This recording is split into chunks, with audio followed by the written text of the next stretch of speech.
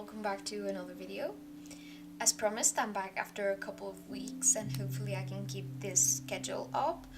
My blog has already been launched. If you heard my previous video, I talked about that I was working on a blog, on setting it up, on writing articles, and it was about to be launched because it was almost February 1st, the day I launched it, and it has been good so far. It has already had a couple hundred views, which is really good and it's kind of encouraging me to keep it up. So I will leave the link down in the description below. If you want to check it out, I will appreciate it. Maybe you will find something useful there. The blog is called Confessions of an Art Addict and it's about art stuff. So probably sometimes I will even link it with YouTube videos because I can tend to rumble a bit in videos, and as English is not my first language, sometimes I can get confused with terms and then it's more difficult to explain something, but I feel like in a blog I can explain myself better. On writing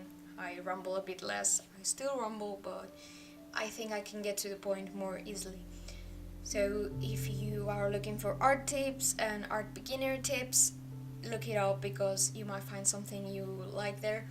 And if you want to leave me suggestions on what you would love to hear about in a art blog, do please, because I love to hear suggestions and ideas. Well, this video was about comparing Krita and Photoshop. I've recently downloaded Krita mainly because I followed Sarah Tepes. You might have heard of her or seen her YouTube videos. She's really talented. I will try to remember to list her down below. And she has always used Krita and her work looks really nice, her digital work. I found it curious because most of the times you hear people, professional illustrators or people that work with digital a lot, say that Photoshop is better, or in its default it will be Clip Studio Paint. Krita is a free software, so that's the cool thing about it, and actually it seems very professional. So I wanted to talk a bit about it and give you my first impressions. I'm really used to work with Photoshop now, but I know there's a big learning curve, and of course Photoshop is actually a paid software, and lately I feel like it's gotten really expensive because now you have to pay a fee a month forever, and I feel like that's very expensive. If you don't make an income with it, then I think it's a very big investment. Take into account that Krita is free, so of course anything that it might have that is not as professional as Photoshop is really understandable because it's a free software. So they're already doing a complete drawing program for free, so you can't really expect everything a Photoshop has in there, but still feels like very complete to me. So let's talk a bit about it. I've used it for doodling a bit before recording this video, and then when I recorded this video I recorded two parts. One that you might have already seen because I keep rambling and not getting to the point. That was trying out brushes and how brushes work, and then the other part was actually lining and trying to detail a doodle I did before. I did this because I had already doodled a bit and experimenting with a bit of the settings of the brushes and all of that, so I could actually try to jump in coloring and see what I could do. I ended up not coloring it because I kind of feel like I don't control the brushes as well as I would like to color, but I will still tell you about the things I learned so far, and I will probably keep on trying to work with Krita every once in a while. I'm so used to Photoshop that it gets hard to try out the software, and I'm a bit picky with software. But I kind of like Krita and I think I will give it a few more chances. Well, as I said, Krita is free, so of course that's a huge pro compared with Photoshop. Then also what I've seen is that they have a really similar interface, so you can really customize it and it has very similar customization and the interface is very similar. Then there's also the brush settings and the opacity levels and size. For me the size was a bit of a weird thing, of it being a slight thingy up there. You might have seen me changing the thing, but it's like in the upper bar you have a bit with size that you can scroll up and down, and the opacity too. So it seemed a bit odd to me, but actually it feels really practical. But at the first time, compared with Photoshop, it seemed odd. And also I've already updated the preferences to have shortcuts on the keyboard, and that's always more practical. And when you get used to your own keyboard shortcuts, I've used the same as I have in Photoshop, and that helps me get more comfortable with the drawing program, because at first it's always like really a big learning curve, and if you have to get used to new shortcuts and all of that, then you probably will end up leaving it. I have tried other free software before. I don't know the names of them all, but I've tried things like GIMP and others like that, and they seem really childish to me. They seem like painting with paint that comes with Windows, something like that. They don't seem professional at all, and for me, opening those kind of software first times, it just seems like, really? So strange, and I don't like it. Maybe I'm a bit too picky.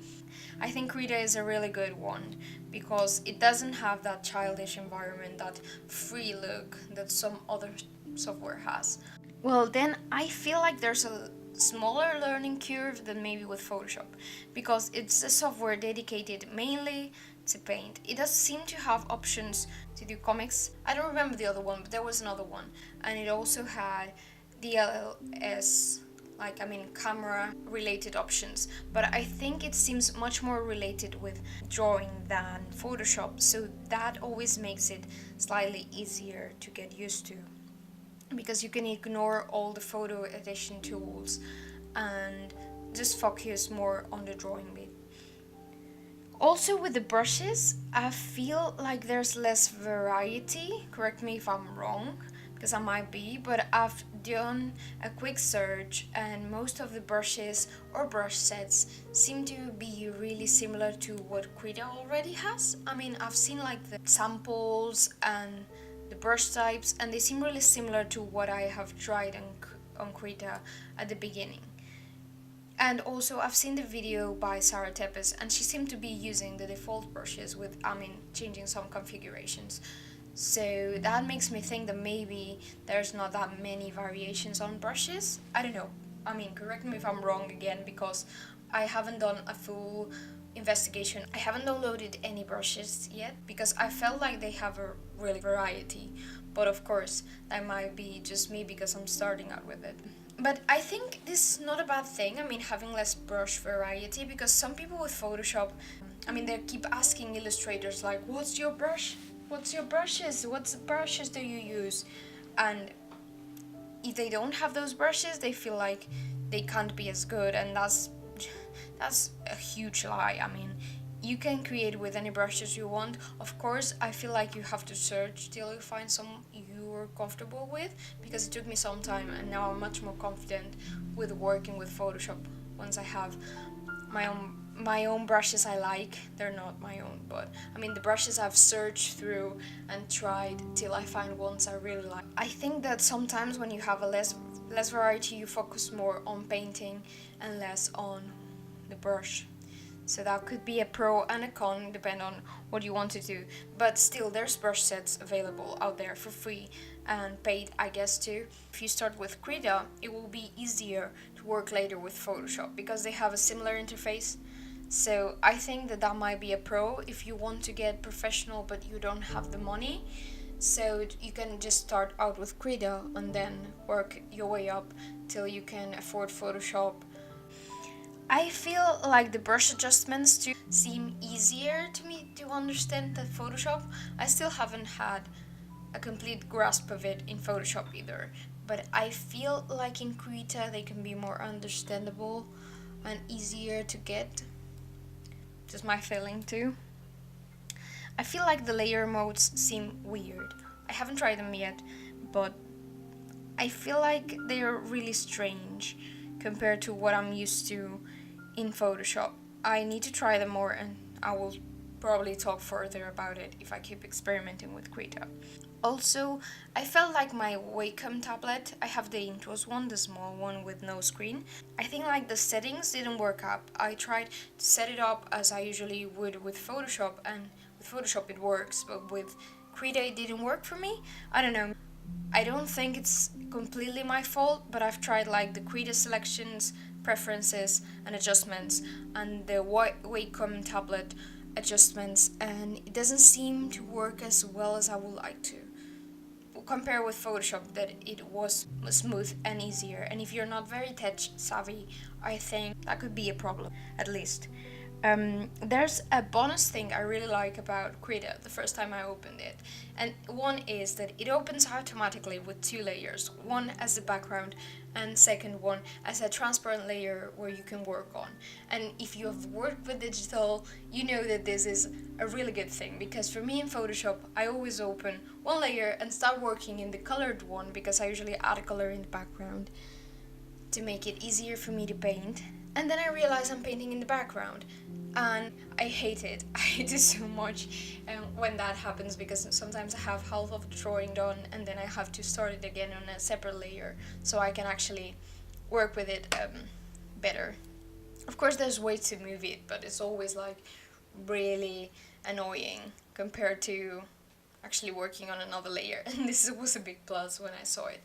Also, it has an autosave function that you can select, and you can configure the time at your preference. I think the default is 15 minutes, and that's really good, because sometimes you might be working and lose your progress, and I think that's a really good pro of Krita.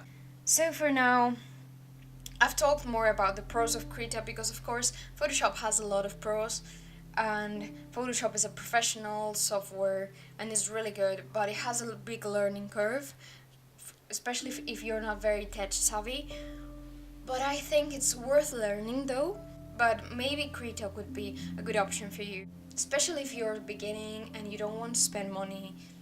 Krita seems like a good option, so give it a try if you're looking for a free software to start out painting with. So that was all. I think I rambled a bit too much. I hope this was somehow useful and gave you some insight on Krita, at least of how it works and the things I've observed about it. Do let me know if you want me to do some further investigation or some further following up post about it, because I will keep up working with Krita. I feel like it helps me do this kind of drawings with softer drawings without less line work and more shapes. I feel it helps me because I really like the soft brush to draw here, and not in Photoshop. I haven't really take much liking of it in Photoshop. So I will keep trying it on, at least maybe to sketch and then transfer it to Photoshop, because it's very compatible with Photoshop. I haven't said that before and I should have. So you can save it and open it with Photoshop later, and open Photoshop files in Krita too. And if you want me to do any further reviews, or maybe I will sum it up in a blog post, leave me any comments or questions you might have about it if you want to hear about it a bit more. I would love to answer you. So yeah, thank you so much for watching. I will post a new video every fortnight, every couple of weeks on Wednesdays, hopefully. Bye!